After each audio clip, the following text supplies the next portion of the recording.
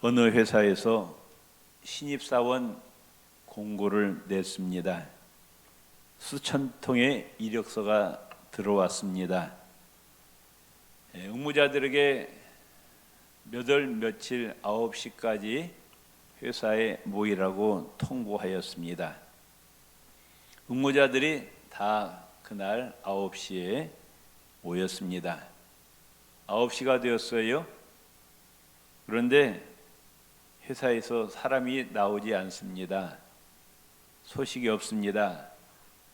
10시가 되었어요. 11시가 되었습니다. 12시가 되었어요. 그런데도 회사에서는 기다리라고만 합니다. 무려 3시간이 지나니까 이제 그 응모하는 사람들 가운데 불평하는 사람, 또 회사를 욕하는 사람이 늘어납니다. 이따위 회사가 있어 사람의 인격을 무시해도 분수가 있지 하면서 그냥 가버리는 사람들이 많이 있었습니다. 오후 4시가 되었습니다. 7시간이 지난 거죠. 거의 수천 명의 사람 가운데 거의 모든 사람이 다 욕하고 불평하다가 다 가버리고 4시까지 남아있는 사람은 불과 10손가락 안에 드는 사람만 남았습니다. 그때 회사 사무실에서 사람이 나오더니 하는 말이, 지금까지 포기하지 않고 낙심하지 않고 남아있는 분들 그 인내심을 보고 채용하겠습니다 라고 하였다고 합니다. 그 회사에서 신입사원을 채용하는데 그 기준은 뭐냐? 화려한 스펙, 어느 대학교 나왔느냐, 토플 점수, 토익 점수가 몇 점이냐, 그걸 보지 않고 인내심을 본 겁니다. 포기하지 않고 낙심하지 않고 얼마나 견디는가, 그 인내심을 보고 그 회사에서 신입사원을 채용했다는 겁니다. 쉽게 절망하고 낙심하는 사람은 세상에서도 성공하기 어렵지만 특별히 신앙생활에서 낙심은 절대 금물입니다. 구체적으로 우리가 신앙생활하는데 어떤 일에 포기하지 않아야 되느냐? 예수 믿다가 중간에 포기하고 낙심하는 사람들이 참 많아요. 우리 교회도 보면은 등록 교인들이 수천 명입니다. 그런데 많은 사람들이 그냥 교회를 떠나고 신앙을 포기한 분들이 너무나도 많아요. 우리 교회뿐만이 아니라 각 교회도 보면은 등록 교인이 많은데 실제로 신앙생활하는 사람은 그렇게 많지가 않습니다. 그런데 성경은 예수 믿기 시작했으면은 절대로 포기하지 말라, 낙심하지 말라, 천국에 들어갈 때까지, 예수님 오실 때까지 믿음을 지키라 말씀하고 있어요. 마태복음 24장 13절에 따라서 해봅시다. 끝까지 견디는 자는 구원을 얻으리라. 믿습니까? 끝까지 견뎌야 구원을 받는다 그 말씀이에요. 중간에 포기하면은 구원에서 탈락된다는 겁니다. 특별히 코로나 사태가 참으로 신앙생활에 큰 방해가 되는데 이럴 때일수록 우리는 예수님을 온전히 붙잡으시기를 바랍니다. 고린도전서 15장 58절에 그러므로 내 사랑하는 형제들아 견고하며 흔들리지 말며 항상 주에 대해 더욱 힘쓰는 자들이 되라. 이는 너희 수고가 주 안에서 헛되지 않은 줄을 알미라. 교회 열심히 봉사합니다. 그런데 무슨 일 때문에 시험 들어요? 낙심합니다. 교사하다 포기하고 찬양대하다 포기하고 목장장하다 포기합니다. 근데 성경은 견고하고 흔들리지 말라. 무슨 말이에요? 주의 일 하다가 포기하지 말라, 낙심하지 말라, 인내심을 가지고 끝까지 충성하라 말씀하고 있어요. 왜냐? 따릅시다. 너희 수고가 주 안에서 헛되지 않은 줄을 알미니라.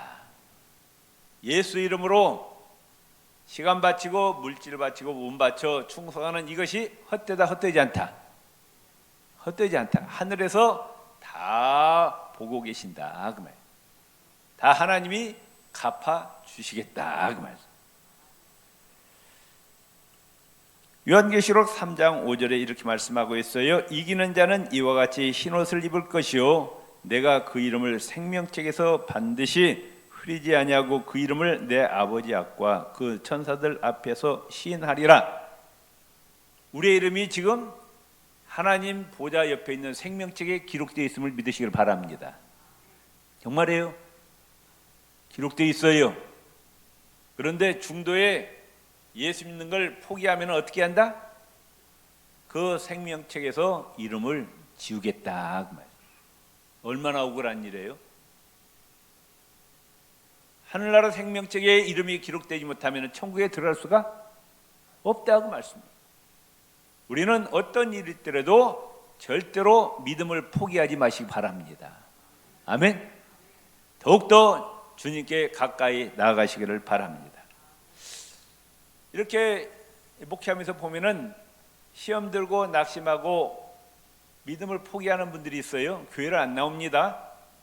왜 그럴까 보니까 예수님 때문이 아니더라고. 그분들 만나가지고 예수님 혹시 집사님한테 뭐 서운하게 한 거 있습니까? 그러면은 예수님이 잘못은 하나도 없대.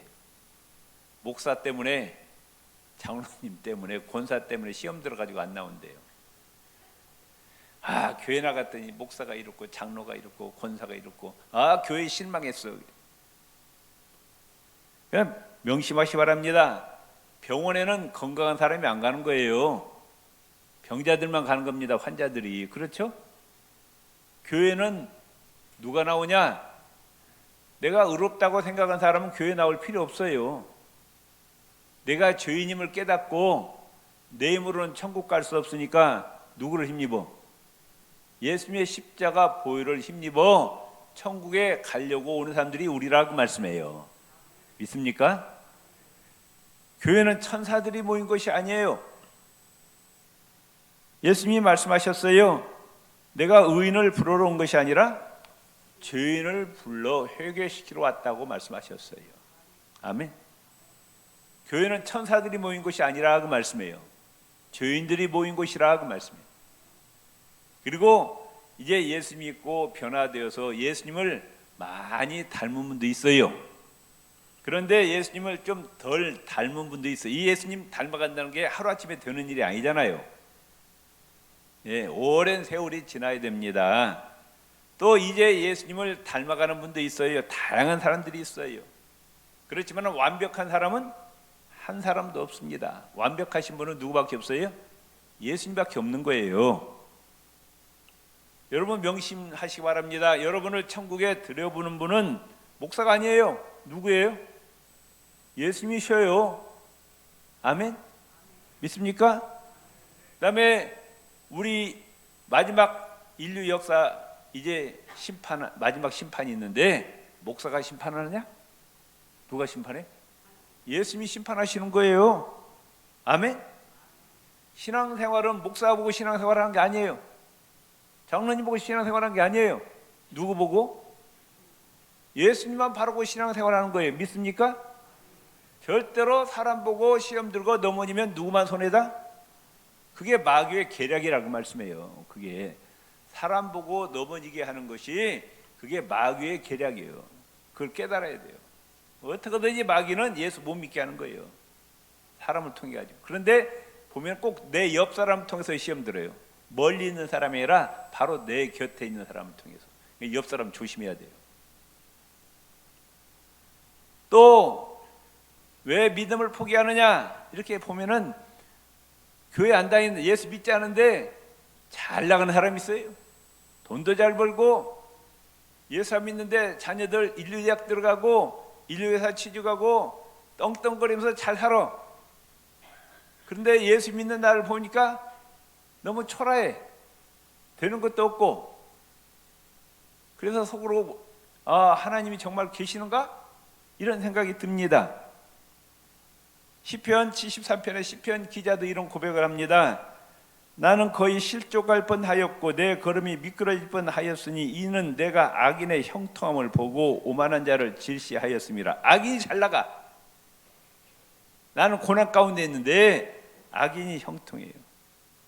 그런데 잠언서 24장 1절 19절에 따릅시다. 너는 악인의 형통을 부러워하지 말라. 하나님 믿지 않는데 잘 나가는 사람 부러워할 것 하나도 없다 그 말씀이에요. 두 번째, 우리는 기도하다가 포기하면 안 됩니다. 기도할 때 제일 중요한 것이 인내입니다. 인내. 사람들이 처음에는 막 기도하다가 한 주가 지나, 두 주가 지나, 한 달이 지나, 1년이 지나, 그래도 응답이 없으면 포기합니다. 기도하다가 절대로 포기하지 말라 그러면. 하나님은 우리의 믿음의 성장을 위해서, 인내력을 시험하기 위해서, 또 하나님의 때가 되지 않았기 때문에 기도의 응답을 더디 주신다. 우리는 기도할 때 제일 중요한 것이 인내입니다. 오늘 마태복음 15장 21절 28절에 가난한 여인이 있습니다. 딸 하나가 있는데 귀신 들렸어요. 미쳐서 돌아다닙니다. 머리를 풀고 옷을 찢고 돌아다니는 거예요. 엄마 마음이 어떻겠어요? 마음이 찢어지죠. 그런데 예수님에 대한 소문을 들었어요. 예수님한테 왔어요. 예수님, 내 딸이 귀신 들렸는데 좀 나를 불쌍히 여기셔서 내 딸을 고쳐 주옵소서. 그러면 예수님, 그래 내가 고쳐주마 그래야 할 거 아니에요.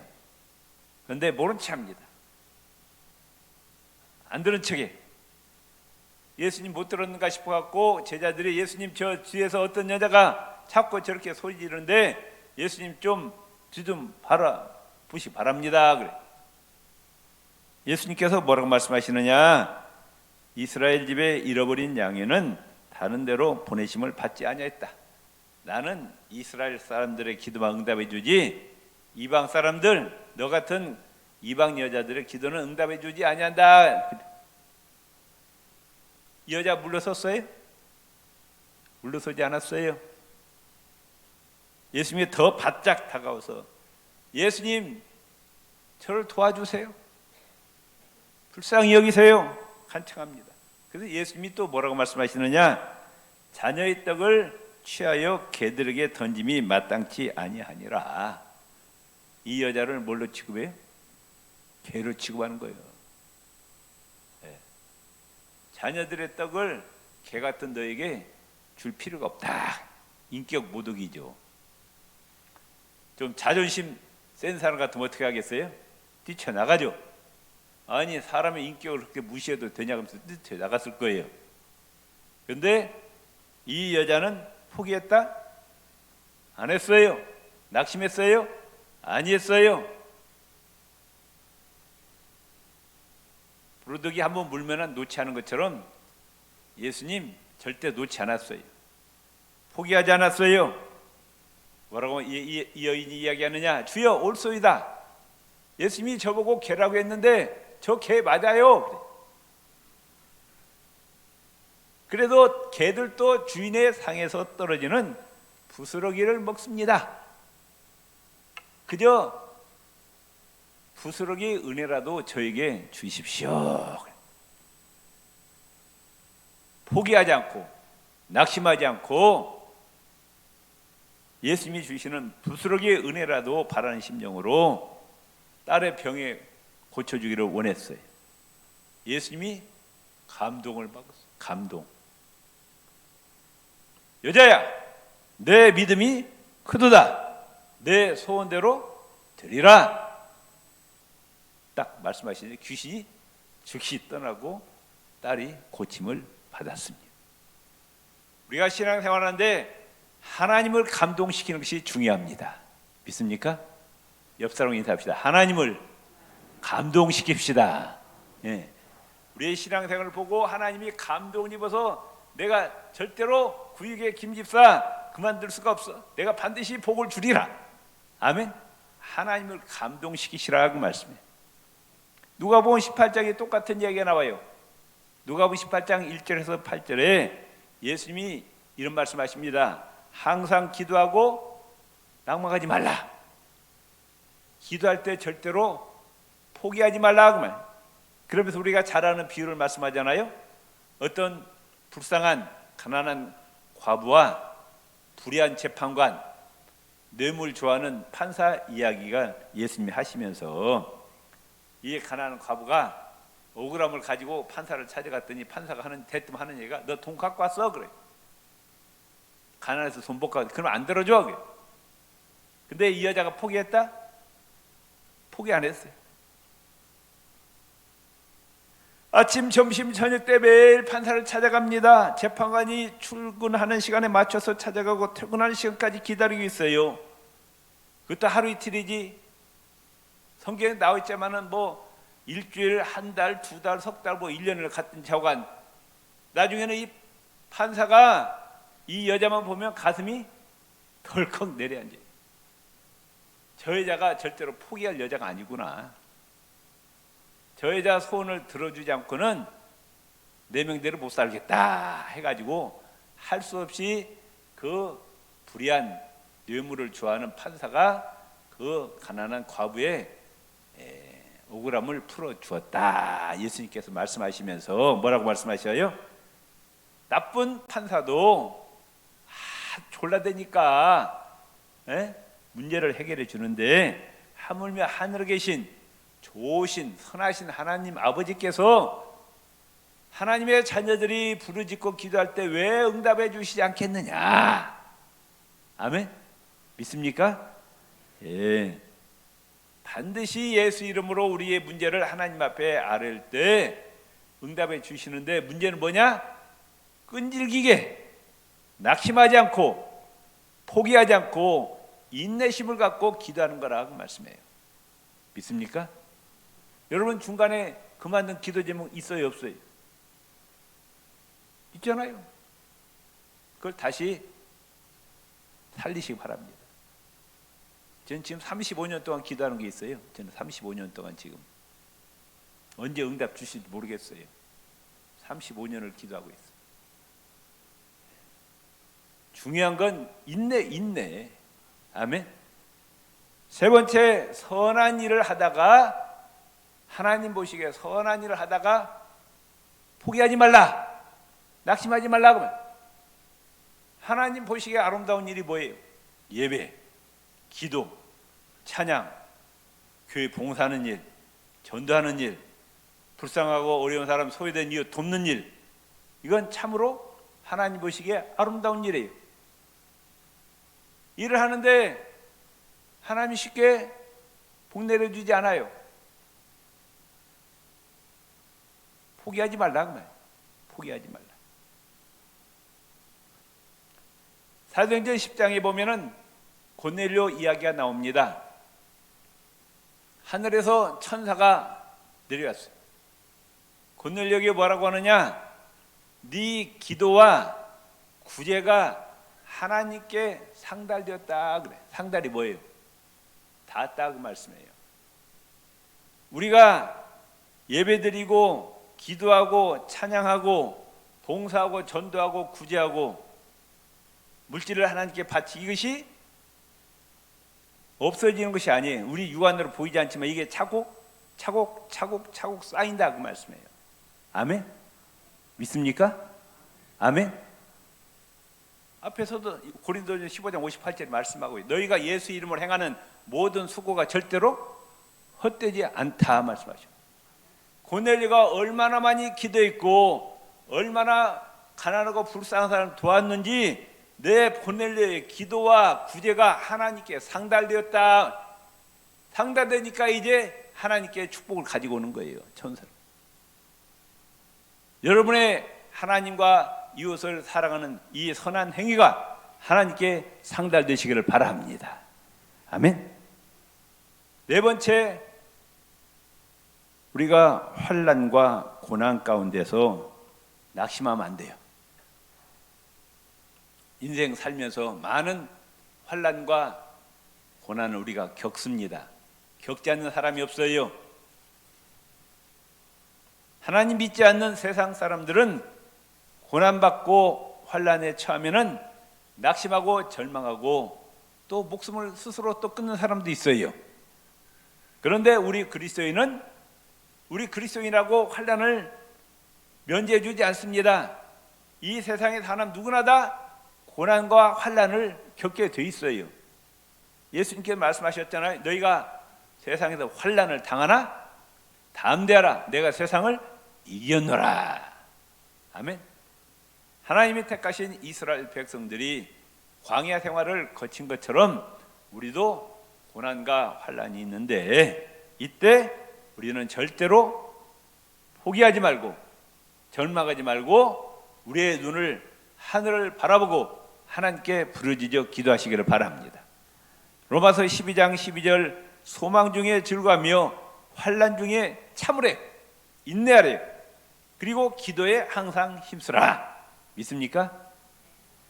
고린도서 4장 8절에 우리가 사방으로 우겨쌈을 당하여도 쌓이지 아니하며 답답한 일을 당하여도 낙심하지 아니하며 서양 격언에 보면은 출입문이 막히면 하나님 그 대신 들창문을 열어주신다는 말이 있습니다. 고린도전서 10장 13절에 사람이 감당할 시험 밖에는 너에게 당한 것이 없나니 하나님 우리에게 시험과 환난을 주시는데 내가 감당할 수 있을 만큼만 주신다는 거예요. 오직 하나님은 미쁘사 너희가 감당치 못할 시험당함을 허락지 아니하시고 시험당할 쯤에 또한 피할 길을 내서 너희로 능히 감당하게 하시느니라. 아멘. 여기가 막히면은 또 다른 길을 열어주신다 그 말씀이에요. 믿으시기를 바랍니다. 덴마크의 철학자 켈케골은 이런 이야기합니다. 인생에게 왜 고난과 절망이 있는가? 그것은 하나님과 가까워지기 위해서다. 여러분 만사 형통해 보세요. 일이 잘 돼요. 돈도 잘 벌려요. 출세도 자식들 남편 출세 잘합니다. 하나님 찾아요? 하나님 찾냐고요? 하나님 안 찾아요. 그럴 때 기도가 힘이 있어요? 그냥 형식적으로 기도하는 거예요. 형식적으로. 애절함, 간절함이 없습니다. 그런데 고난을 당하고 환난을 당할 때 내 힘으로는 어찌할 수 없을 때 내 능력의 한계를 느낄 때 비로소 누구를 찾아요? 하나님 살려달라고 부르짖습니다. 그 기도는 힘이 있어요. 애절합니다. 간절합니다. 내가 사느냐 죽느냐. 야곱이 야복강에서 부르짖을 때 그 기도처럼 내가 사느냐 죽느냐의 그 갈림길에 있을 때 그 기도가 정말로 목숨 걸고 기도하는 거예요. 그러니까 하나님께서는 때로는 우리에게 고난과 역경을 주셔요. 하나님을 찾으라고, 하나님께 가까이 오라고. 아멘. 그런데 이 환난과 고난이 계속되느냐? 아니에요. 캄캄한 밤이 지나면은 새벽이 오듯이 우리에게 환난과 고난이 우리가 믿음으로 잘 지키고 열심히 기도하면은 때가 되면 환난을 거둬주시고 우리에게 승리의 길을 열어주심을 믿으시기를 바랍니다. 욥은 알 수 없는 고난을 당했어요. 하루아침에 재산이 다 날아가 버렸어요. 재산을 한번 계산해 봤더니 오늘날로 수십조 되겠더라고요. 재산이 10명의 자녀가 하루아침에 다 죽어버렸어요. 머리끝에 발끝까지 종창이 나고 견딜 수가 없어요. 자기는 하나님을 잘 섬긴다고 섬겼는데 무서운 환난이 왔어요. 그런데 하나님을 원망하지 아니했습니다. 끝까지 믿음을 지켰어요. 주신 자도 여호와시요 취하신 자도 여호와시오니. 그래서 하나님께서 결국은 갑절의 복을 내려주십니다. 홍해 앞에서 이스라엘 백성들은 원망 불평했지만 모세는 하나님께 부르짖어 기도했습니다. 광야 생활하는 가운데 힘들고 어려웠습니다. 이스라엘 백성들은 물이 없다고 고기 없다고 먹을 양식이 없다고 원망 불평했지만 모세는 하나님께 부르짖어 기도했습니다. 원망 불평은 신앙생활의 적입니다. 광야 이스라엘 백성들 원망 불평하다가 다 광야에 엎드려 죽고 출애굽 1세대는 가나안 땅에 들어가지 못했습니다. 우리가 환난과 고난 가운데서 낙심하지 말고, 하나님은 고난보다 크십니다. 믿습니까? 아멘.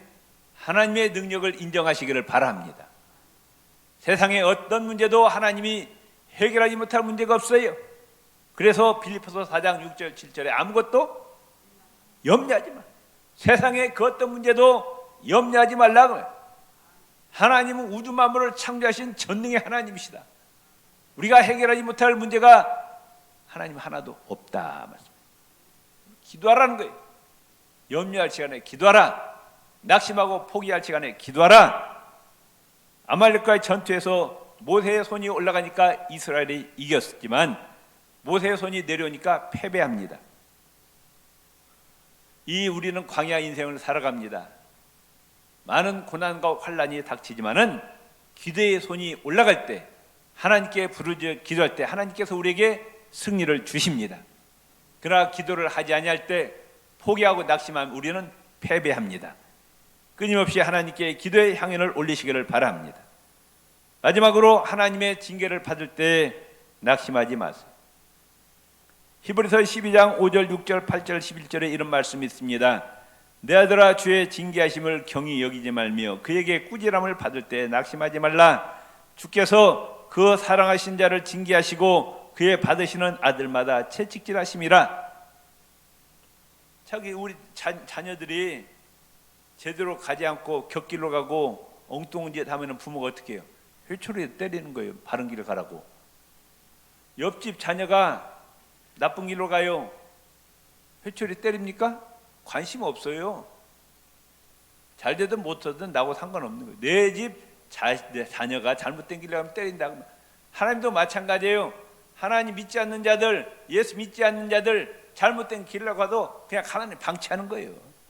그런데 하나님의 택하신 자들이 제대로 인생을 살지 않으면 하나님이 채찍이 내려오는 거예요. 그때 낙심하지 말라. 포기하지 말라. 아멘. 징계는 다 받는 것이오늘 너희가 없으면 사생자여 참 아들이 아니라. 하나님의 자녀로서 잘못된 길로 가는데 하나님의 채찍이 없다? 이건 하나님 버린 자식이라는 거예요. 무릇 징계가 당시에는 즐거워 보지 않고 슬퍼 보이나 후에 그로 말미암아 연단한 자에게는 의의 평강한 열매를 맺는다 말씀하셨어요. 우리가 신앙생활에 중요한 것은 인내입니다. 신앙생활뿐만 아니고 사회생활 모두 인내요. 포기하지 않는 겁니다. 낙심하지 않는 겁니다. 예수 믿다가 중간에 포기하지 마시기 바랍니다. 우리 한나라 생명책에 이름이 기록된 지워지는 거예요. 천국에 못 들어간다고 하면 끝까지 믿음을 지키시기를 바랍니다. 기도하다가 포기하지 마시기 바랍니다. 인내심을 가지고 기도의 응답이 올 때까지 기도하시고 하나님을 사랑하고 이웃을 사랑하는 선한 행위를 하다가 포기하지 마세요. 하나님 보좌에 상달되도록 선한 행위를 하시기를 바랍니다. 고난과 환난 가운데서 낙심하지 마시고 참고 또 참고 하나님께 기도할 때 반드시 승리를 우리에게 주실 줄로 믿습니다. 이 축복이 저와 여러분에게 임하시기를 주의 이름으로 축원을 드립니다. 기도하시겠습니다. 하나님 아버지, 우리에게 성령의 열매인 인내심을 우리에게 허락하여 주시옵소서. 할렐루야. 절대로 포기하지 않게 하옵소서. 낙심하지 않게 하여 주시옵소서. 끝까지 믿음 지키고 끝까지 충성하고 끝까지 기도하게 하여 주시옵소서. 예수님 이름으로 기도드리옵나이다. 아멘.